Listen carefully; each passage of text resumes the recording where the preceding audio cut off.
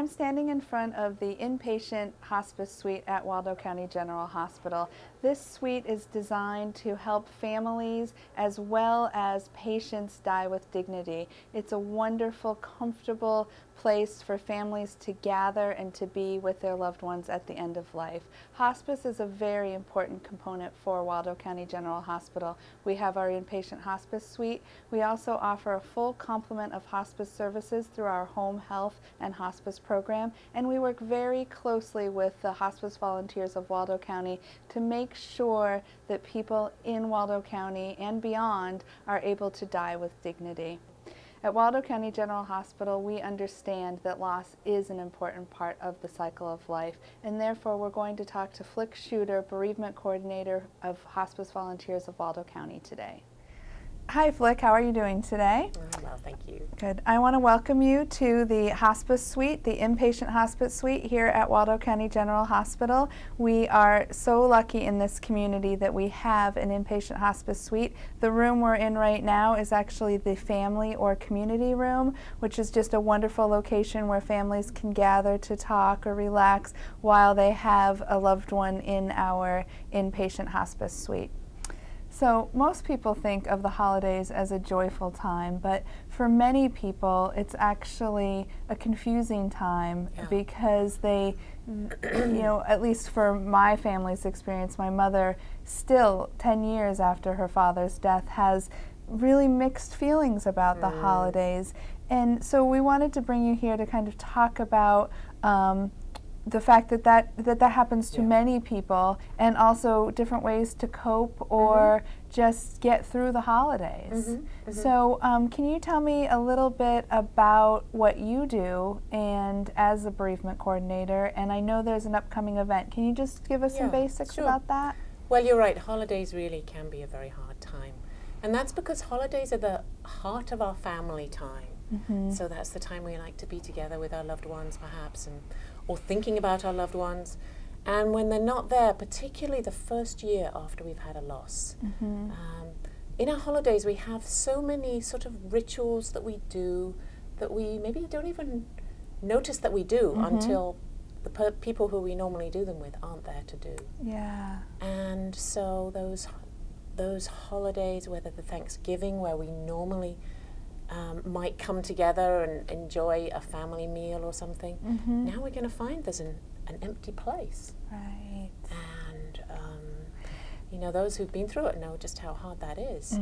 So, how do we do that? One of the things that some people think to do is to sort of kind of clench their teeth and kind of think, well, let's not just even talk about it or mention the obvious thing that this person, somehow by not speaking that sadness and missing, we'll not feel it. But of course that isn't true. Right.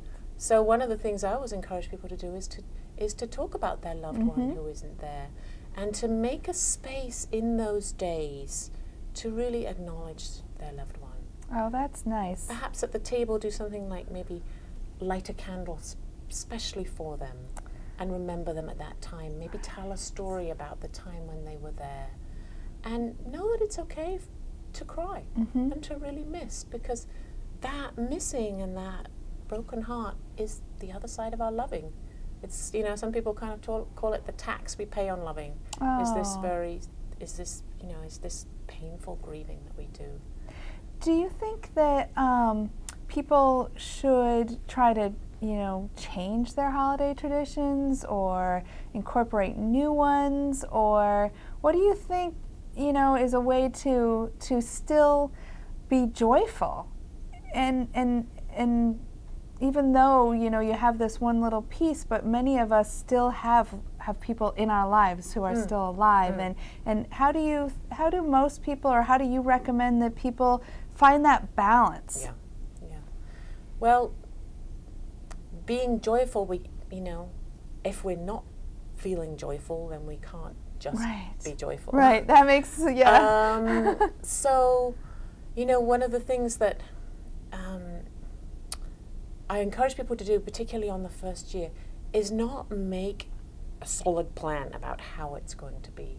Because the truth of the matter is that we need to go with how it really is, and being present for what comes up, rather than fighting away those feelings of sadness. Very often we get through the feelings of sadness much more easily if we acknowledge them in the moment. Right. And then we can move on to feeling the joy and the sadness and the complexities of everything that is there in the day. So if you've had a loss, particularly again in the first year, it's a good idea perhaps to say somebody invites you over to spend that holiday with them for a meal, to go with a sort of idea and share it with them, saying, I would like to come, but perhaps I'd like to leave it right until the day, because right now I don't know how I'm going to feel, and I don't want to be there feeling very, very sad and melancholy, and everybody else feeling awkward. So I would like it to be okay for me to be able to maybe just leave if I need to, or go and have some space, or just be really flexible about what really does work for me.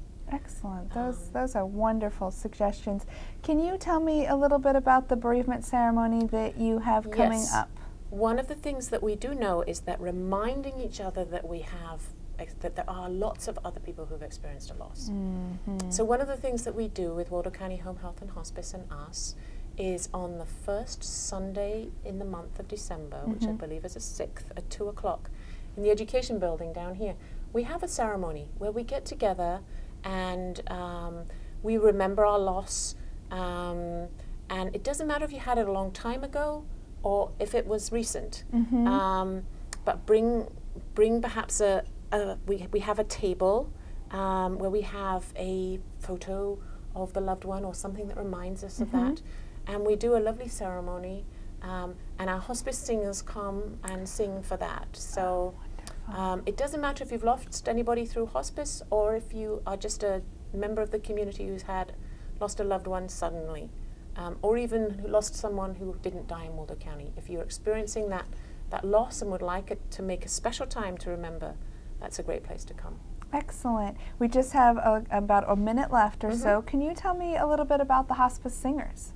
The hospice singers are a group of folks who have been through an orientation and training, and they get together and they practice songs, and then they go out to people to families who ask them to come, and they will sing at the bedside to the family and to the loved one from their beautiful repertoire. And they are a wonderful experience to behold. Excellent. So any members of our community who would like to participate in the bereavement ceremony, or who would just like more information, are welcome to call the Hospice Volunteers of Waldo County, and the phone number and website is listed below. Thank you very much. Have a wonderful day and enjoy the holidays.